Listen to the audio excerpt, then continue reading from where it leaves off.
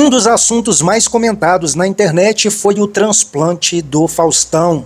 Precisando de uma cirurgia de transplante de coração de urgência, Faustão, como todo brasileiro, parou na fila do SUS. Mas quando ninguém esperava, parece que aconteceu um milagre, pois Faustão se tornou o segundo da fila na espera. E quando finalmente apareceu um coração para o primeiro da fila, ele não pôde fazer o transplante porque não havia compatibilidade. E como algo mandado direto dos céus, o coração disponível parece que veio especialmente para Fausto Silva. Se você está achando que o grande público recebeu isso como uma boa notícia, você está enganado, pois grande parte do povo sofredor brasileiro não aceitaram a narrativa de toda essa história. Depois de várias críticas pela qual ocorreu todo esse processo, Faustão, depois de 3 dias da cirurgia, muito debilitado, veio a público rebater todas as críticas e agradecer a família doadora. Fique comigo até o final desse vídeo, se inscreva em nosso canal, ative o sininho para receber as nossas notificações, porque o desabafo de Fausto Silva você vai ver agora. Comunicações. A primeira, agradecer as manifestações de milhões de pessoas rezando, fazendo mandingas, torcendo pela minha recuperação. Estou com a voz ainda assim, porque eu fui entubado, mas está recuperando. Já estou andando, 3º dia depois que eu fui operado. Esse gaioto é um monstro, não sinto nada, nenhuma dor, estou completamente recuperado.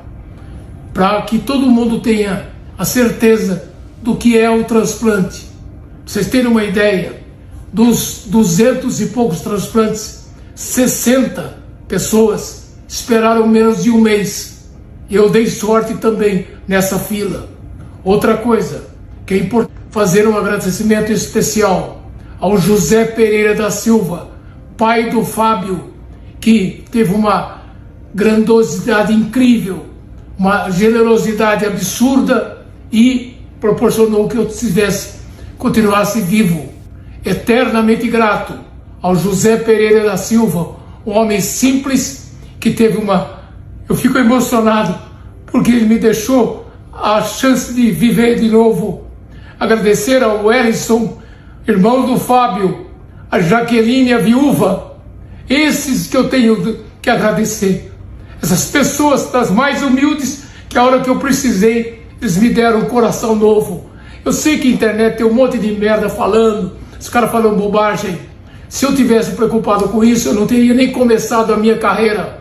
Portanto, é você que gosta de mim, eu tenho que dar uma satisfação para você. É importante você saber que eu estou aqui muito emocionado, a recuperação é fantástica e agora é motivar todo mundo a fazer do país o primeiro doador de órgãos do mundo. Temos que conscientizar, não tem que ser obrigatório, tem que ser todo mundo a falar isso. Ainda estou com a garganta meio arranhada, que eu fui entubado, mas estou bem, mas muito disposto, já estou andando, mas só 3 dias. Só isso que eu queria falar para vocês. Um beijo, que Deus dê a vocês em dobro tudo que eu recebi, essa bênção. Obrigado. Eu volto a me comunicar com vocês que fizeram uma corrente, uma comoção absurda. Eu não acreditava que isso fosse acontecer. Eu já parei de trabalhar em televisão. Para mim foi uma tremenda surpresa. Mas especialmente o recado, de novo, é para o senhor José Pereira da Silva, pai do Fábio, um atleta, surfista, jogador de futebol, 35 anos, que teve morte natural, graças à imensa generosidade dele, do Wellington, irmão, da viúva Jaqueline. Eu estou vivo, vou agradecer sempre e eu espero um dia pessoalmente agradecer. É de uma generosidade que me emociona, me motiva. A única coisa que eu prometo é honrar a memória do seu filho, fazendo só coisas boas para você ter cada vez mais. Esse recado é especificamente para o José Pereira da Silva, galera da Baixada, Wellington e a Jaqueline. Jamais esquecerei de vocês e vou um dia agradecer pessoalmente. Deus lhe pague por tudo que vocês proporcionaram para mim. Estou eternamente grato. Um momento também polêmico envolvendo Fausto Silva foi quando ele juntou no Domingão do Faustão um padre e uma pastora, recebendo muitas críticas dos telespectadores. Mesmo assim, ele tocou o plano em diante, e isso você vai ver agora. Confira.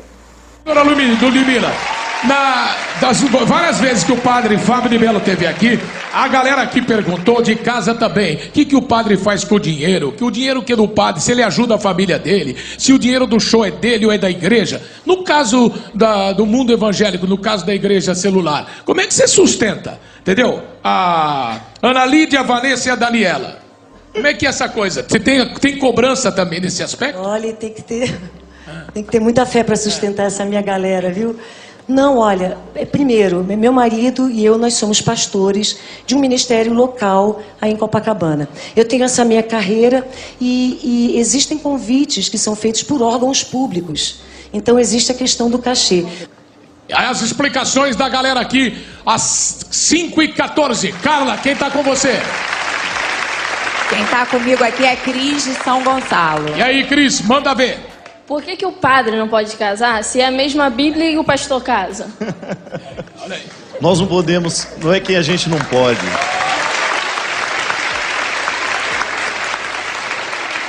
Às vezes, quando a gente fala que o padre não pode casar, a gente restringe muito a resposta, ela é muito mais ampla. Nós temos 3 motivos pelos quais nós não nos casamos, que são palavras muito complicadas. O motivo escatológico, eclesiológico e cristológico. Então, boa questão, né? Quando eu não me caso, eu estou, no primeiro momento, assumindo o meu casamento com a igreja, a dimensão eclesiológica. Quando não me caso, eu estou assumindo uma dimensão escatológica, isto é, no futuro, na eternidade, não existe mais essa identificação do marido e mulher. Na eternidade somos todos iguais. Então, a vida sacerdotal é uma ousada tentativa de antecipar no tempo aquilo que já é eterno. O terceiro motivo, cristológico. Jesus não se casou, a comunidade cristã segue a partir do testemunho que afirma isso. E para mim, no meu caso, eu não me caso, ninguém me obrigou, eu sou padre livremente, porque para exercer a vida que eu exerço, para ter a liberdade que eu preciso ter, eu tenho consciência que a castidade é o melhor caminho que eu preciso seguir. É importante aqui cada um falar e fazer a pergunta que bem entender, até porque a Ludmila e o Fábio estão dispostos a responder dentro do conhecimento de cada um. E cada um tem que entender também as peculiaridades de cada igreja e de cada mandamento. Quem está com você agora? Quem está comigo é o Eduardo de São Gonçalo. Manda ver, Eduardo, para quem que é? Eu queria fazer uma pergunta, assim, porque quando as crianças os pais batizam, normalmente na igreja católica. Aí, futuramente, vem a frequentar a igreja evangélica, tem que fazer um batismo novamente. E se for ao contrário, a igreja católica não precisa batizar de novo, porque ela aceita o batismo da evangélica. E eu queria saber o porquê que, de repente, a evangélica não aceita o batismo. Um lado aceita, outro lado não aceita. Da católica. Como é que você responde isso? Não, na verdade, na teologia do batismo, nós entendemos que uma vez a criança esteja batizada dentro do rito cristão, e nós reconhecemos as igrejas evangélicas que fazem isso com seriedade, então não há necessidade de fazer o rebatismo, né? Porque depois a criança vai ter a experiência da crisma, que é uma confirmação do sacramento recebido. O batismo é o momento em que nós recebemos a participação na vida de Jesus. Se isso aconteceu lá na igreja evangélica, e depois porventura ela venha participar conosco, nós reconhecemos aquilo que aconteceu com ela na igreja lá, porque nós reconhecemos a fé que ali se professa, o amor a Jesus que ali se tem. E no caso da igreja celular internacional do Pastor Lino, como é que é? Não, o que nós entendemos dentro da igreja evangélica é que o batismo ele precisa ser feito debaixo de uma decisão consciente, né, da sua decisão por Jesus, né, por entrar por esse caminho, por confessar esse novo caminho. Então, debaixo dessa consciência que nós entendemos que um bebê, um recém-nascido, uma criança não tem, mas uma pessoa já mais madura, amadurecida para a vida, possui, é que nós procedemos dessa maneira. E na verdade é que a gente estava dizendo, não é melhor nem pior, cada igreja tem as suas características, os seus detalhes. Cada um anda na luz que tem. Atenção a galera aqui fazendo as perguntas, a pastora Ludmila, ao padre Fábio de Melo, o encontro ecumênico hoje aqui no nosso Domingão. Carol, onde você tá agora? Aqui embaixo. Aí. Eu tô com o Márcio de Olinda, ele tem uma pergunta pro padre. Será que tem mulher que vai fazer pergunta hoje? Não, essa mulherada hoje tá só trazendo homem pra fazer pergunta, né, Jaime Praça? Então. Boa tarde. Padre, a minha irmã Michele, lá em Olinda, admira muito o seu trabalho. Então, pelo que eu acompanho da sua carreira, fiquei com a dúvida. Como o senhor reage quando é paquerado por alguma mulher? Olha...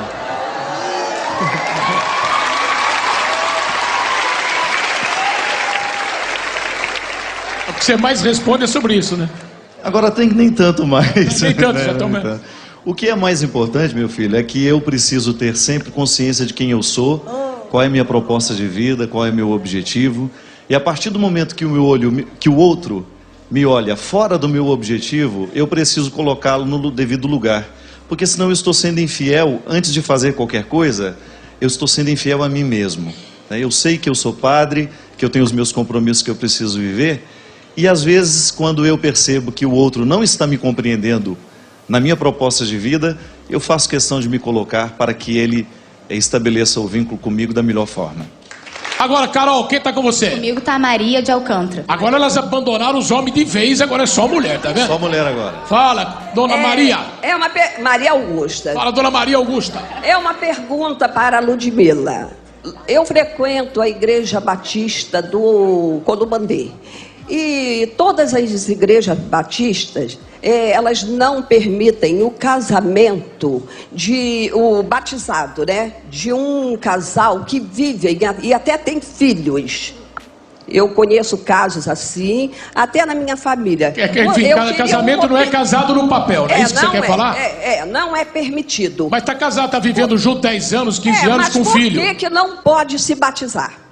Querida, são questões também, mais uma vez a gente entra em questões de doutrina, de linhas doutrinárias dentro desse universo, né, de visões, né, dentro da igreja evangélica, da igreja católica. Então, são essas questões. Existem igrejas que fazem isso, outras igrejas não fazem. Isso é uma questão do entendimento daquela linha teológica, doutrinária, que aquele segmento evangélico está se permitindo. É verdade, pelo que está falando é isso aí. Ou seja, cada igreja tem a sua linha. Cada um que tem que arrumar a igreja que se adapta àquilo que ele está esperando. Ô Fausto, tem uma coisa também que a gente precisa salientar. Nem sempre as questões religiosas podem ser respondidas com pode ou não pode. Isso é muito simplista.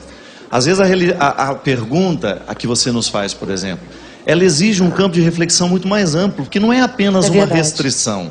A gente precisa explicar que muitas vezes por trás do não que a igreja dá, existe um valor tentando ser preservado. Às vezes o não que se dá naquele momento era para tentar corrigir situações que estão erradas, até poder dar o sim do jeito certo.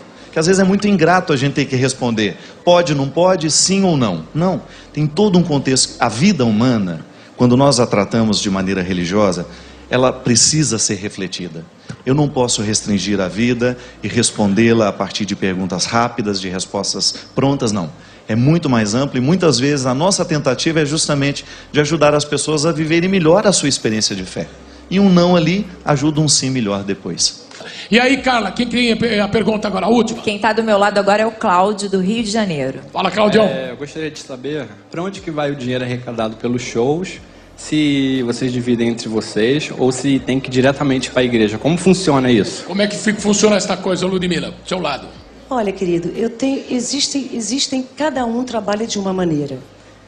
Então, eu tenho uma banda, uma equipe. Então, aquilo que eu recebo dos shows, eu tenho uma forma de trabalhar pagando os meus músicos, né, pagando a minha equipe que trabalha comigo. Tem a questão do dízimo também. E, por exemplo, a questão da igreja. Quando eu ministro nas igrejas, então nós entendemos, debaixo do nosso entendimento, então é a questão voluntária. Então, se ali os pastores, os líderes daquele ministério, daquela igreja, querem ofertar, então é algo voluntário. Mas a maneira como eu administro, isso vai uma parte para mim, uma parte para aqueles músicos que estão ombrando comigo, que estão ali no meu dia a dia, viajando junto, pagando o preço da mesma maneira. Os abençoo, eles estão praticamente integrais, né? Alguns deles são profissionais em outras áreas. Eu tenho, meu baixista é dentista, é meu dentista, excelente dentista. Mas ele escolheu também dividir o tempo dele na questão profissional como dentista e também priorizando as viagens. Ele, muitas vezes, a gente fica cerca de 5 dias na estrada, ele está deixando... Claro, ele deixa de ganhar como dentista e ganhar como músico, tá certo. Está escrito, digno é o trabalhador do seu salário. Tá aí a explicação da pastora Ludmila. No teu caso, Fábio? No meu caso, eu tenho 15 anos de ministério com a música. Durante 12 anos a gente praticamente trabalhou de maneira com muito improviso, com músicos que não eram profissionais. Eu viajava praticamente sozinho, chegava lá e encontrava aquela banda que ia tocar comigo naquela determinada situação e a gente não tinha valor nenhum para isso, porque a gente não tinha custos. Hoje não. Ali, o Maurício Piaçarola é meu maestro. Um dos mais caros do mercado. Trabalhou pra gente aqui. É muito caro, entendeu? O maestro sabe disso, ele sabe disso. O Caixote que falou, disse que é um absurdo. Então, Fausto, de 3 anos para cá, a nossa estrutura profissionalizou. Até porque a exigência do público, seja do seu lado, seja do lado da Ludmila, é de uma música cada vez melhor. Com certeza. E principalmente para que mais pessoas entendam a mensagem através da música. Pra você ter uma ideia, nós temos hoje, diretamente ligado ao meu trabalho, 63 famílias. Diretamente ligadas ao meu ministério. Daquilo que se desdobra do que eu faço. Então, quando eu estou no palco cantando, estou com 63 famílias se alimentando daquele trabalho. Mas o mais importante, é aqui que eu gostaria de chegar. Todos os nossos eventos têm um desdobramento social. Porque nós vivemos muito bem do que a gente recebe, nós podemos ajudar. Se um dia a gente deixar de poder ajudar, nós vamos viver e não vamos poder ajudar. Mas todos os nossos trabalhos hoje, o Maurício sabe disso, nós ajudamos muitas instituições pelo Brasil afora, graças a Deus.